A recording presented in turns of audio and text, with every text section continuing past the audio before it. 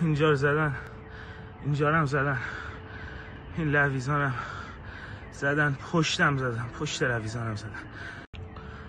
اینجا رو زدن، اینجا رو هم زدن، این لویزانم زدن، پشتم زدن، پشت لویزانم زدن. اینجا رو زدن.